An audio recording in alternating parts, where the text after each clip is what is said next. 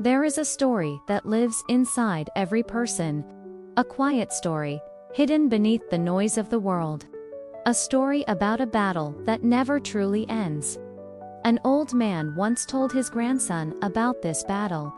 They were sitting by a fire. The night was calm, the stars were gentle, and the boy was curious.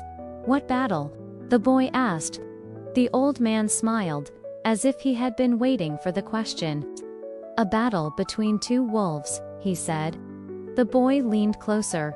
He wanted to see the truth in his grandfather's eyes. But the old man was looking at the fire. Maybe because the flames knew the story too. "One wolf is anger," he said. "He is the storm inside you.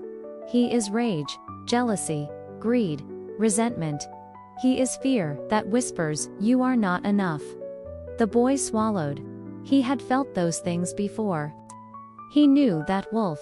He had heard its growl in moments of weakness. "The other wolf," the old man continued, "is peace. He is kindness, compassion, patience, humility. He is courage that rises even when you feel small. He is hope." The fire popped softly. A tiny ember flew upward and vanished into the dark. The boy thought about the two wolves. He wondered which one was stronger. "Which wolf wins?" he asked. He was afraid of the answer. He hoped the good wolf was stronger, braver, louder. The old man took a slow breath. He looked at the boy as if looking through years of wisdom.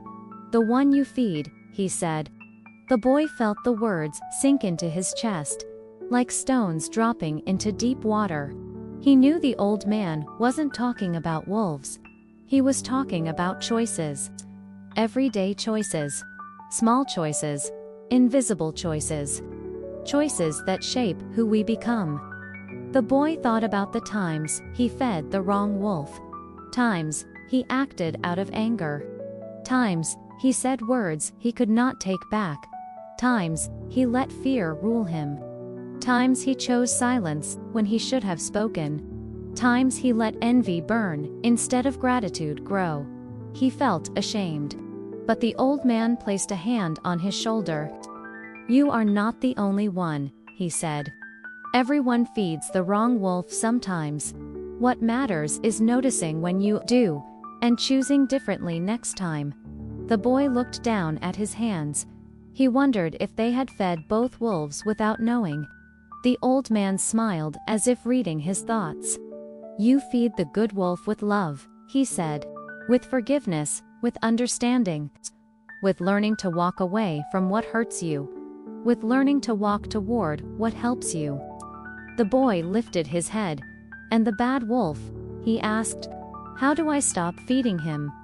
The old man paused. He seemed to be choosing each word carefully. "You stop feeding the bad wolf," he said, "by noticing your thoughts. By noticing the stories you tell yourself. By noticing the people you surround yourself with. By noticing the habits that steal your peace." The boy listened. Every word felt like a seed planted in his mind. Seeds that would grow over time. Seeds that would shape his heart. Inside everyone, the old man said softly, "There is a quiet hunger. And whichever wolf you feed will come to you when you are weak. That is when the battle matters most." The boy stared at the fire again. The flames were dancing like the two wolves. Sometimes calm. Sometimes wild. Sometimes rising. Sometimes falling. He wondered what his wolves looked like. He wondered which one he had fed today. He wondered which one would come tomorrow. "Is the battle ever over?" he asked. The old man shook his head. "Never, but it becomes easier," he said. "Because when you feed the good wolf every day, he grows stronger, he grows faster, he grows louder, and the bad wolf grows tired." The boy nodded slowly. He felt hope. He felt clarity. He felt the weight of responsibility. Because if the battle never ends, then he must choose every day. And that choice creates his future. Years passed. The boy grew older. He faced many challenges.